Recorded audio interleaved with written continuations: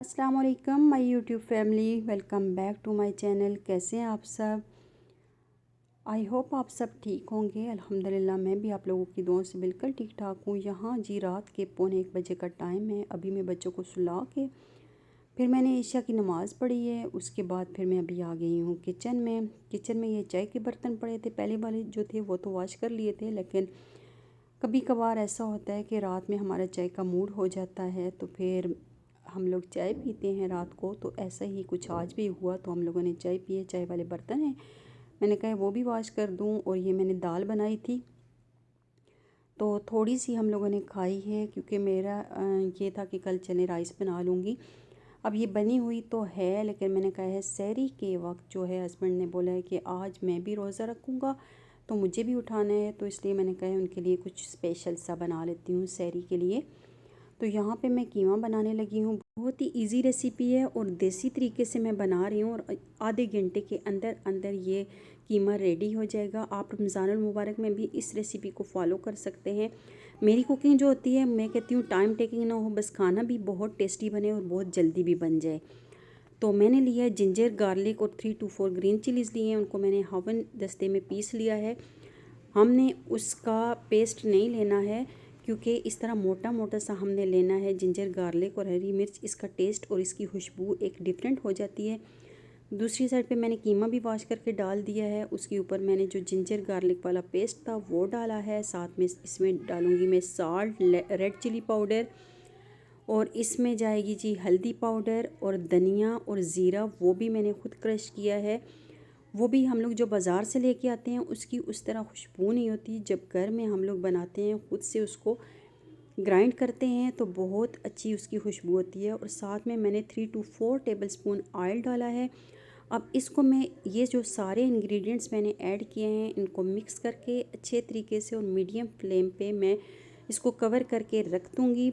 बस इसके बाद आप अपना काम करें, बाकी किचन का ख़त्म कर दें काम, तो साथ साथ आपका ये कीमा भी रेडी हो जाएगा। वैसे तो मोस्टली मैं चिकन का कीमा ही बनाती हूँ, लेकिन आज मैंने बीफ का कीमा लिया है, तो मैंने कहा है कि चलिए आज इसका बनाती हूँ। इसका टेस्ट भी मुझे वैसे भी अच्छा लगता है। तो सॉरी, आपको मैं मुन्ना की बीच में आवाज़ें आती होंगी, तो इस वजह से उसको मैं जितना भी मना करती हूँ वो इतना ज़्यादा फिर पास आती है और मुझे वॉइस ओवर नहीं करने देती। बच्चों का यही होता है। तो यहाँ पे जी जो कीमा बचा हुआ था, मैंने उसको फिर उसके बैग्स बना के रख देती हूँ। जितना मुझे चाहिए होता है या मैंने बनाना होता है, फिर एक पैकेट में निकाल के तो मैं उस तरह बना लेती हूँ। इसको मैं फ्रीज़ कर दूँगी। काफ़ी टाइम से ये खजूरों का पैकेट पड़ा हुआ था मेरे पास, तो मैंने कहा कि चलें इन सबको ही वॉश कर देती हूँ। क्या एक एक दो दो वॉश करनी, जब वॉश होंगी तो इनमें से मैं थोड़ी सी जो खजूरें हैं उनकी मैं चटनी बना लूँगी खजूर की, और बाकी इफ्तारी के लिए भी ज़रूरत आएंगी। तो फिर उस टाइम वॉश करने से बेहतर है कि हम लोग पहले ही वॉश करके रखते हैं। ये सारी जो चीज़ें हैं ना, बातें, ये आप रमज़ानुल मुबारक के लिए भी पहले से करके रख सकते हैं, कि हमारे पास टाइम बहुत शार्ट होता है उस टाइम के बजाय इसके हम इन कामों में लग जाएं। तो ये एक महीना रमज़ानुल मुबारक का होता है इबादत का, तो क्यों ना हम उसमें गुजारें, और ये जो सारी प्रिपरेशन है ये हम लोग पहले करके रखते हैं। खैर मैं तो अभी रमज़ानुल मुबारक की मैंने प्रिपरेशन नहीं स्टार्ट की है। मैं फ़िलहाल जो शब बरात के लिए रोज़े रख रही हूँ उसके लिए मैं सारी प्रिपरेशन कर रही हूँ, और हस्बैंड ने आज बोला है कि मैं भी रखूँगा। क्योंकि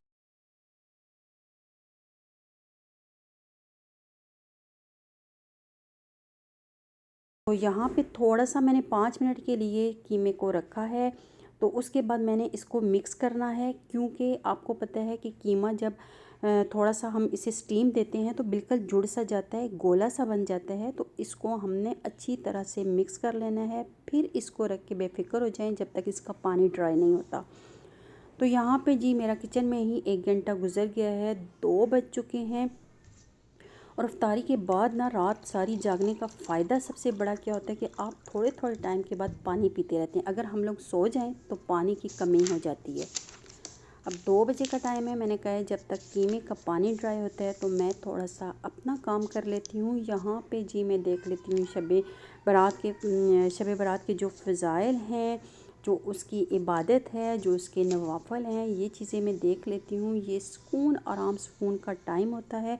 इसमें हम बहुत रात के वक्त जाके हम बहुत ज़्यादा घर के काम कर सकते हैं, किचन के कर सकते हैं, तो रमज़ान मुबारक के लिए प्रिपरेशन कर सकते हैं। बाकी जो ये जो अपना टाइम होता है स्पेशली ये जो पढ़ने पढ़ाने का, ये भी हो सकता है। यहाँ पे बहुत अच्छा है, नवाफिल किया है, 100 रकत नमाज है, नफल है। तो हर रकत में 10 मरतबा सूरत इखलास पढ़नी है सूरतुल फातिहा के बाद, ठीक है। तो ये 100 रकत होती है और इस नमाज का नाम है सलातुल खैर। अगर आप लोगों को डिटेल के साथ ये चाहिए तो आप लोग मुझे कमेंट्स में ज़रूर बताइएगा, मैं आप लोगों को इसकी डिटेल सेंड भी करूँगी और साथ में ख़ुद भी बता दूँगी। तो ये ऐसी इबादत है, आप शब बारात के दिनों में किसी भी दिन, किसी भी टाइम, किसी भी रात आप ये पढ़ सकते हैं। तो जब हम लोग जागते हैं तो हम कहते हैं कि इसका हमें कुछ ना कुछ फ़ायदा भी होना चाहिए। दुनिया तो चलती रहती है, लेकिन ये सारे काम हमारे साथ नहीं जाने हैं। हमारे साथ जो कुछ जाना है, जो हमने अच्छा और नेक काम किया है, वो ही हमारे साथ जाएगा, वो ही हमारे काम आएगा।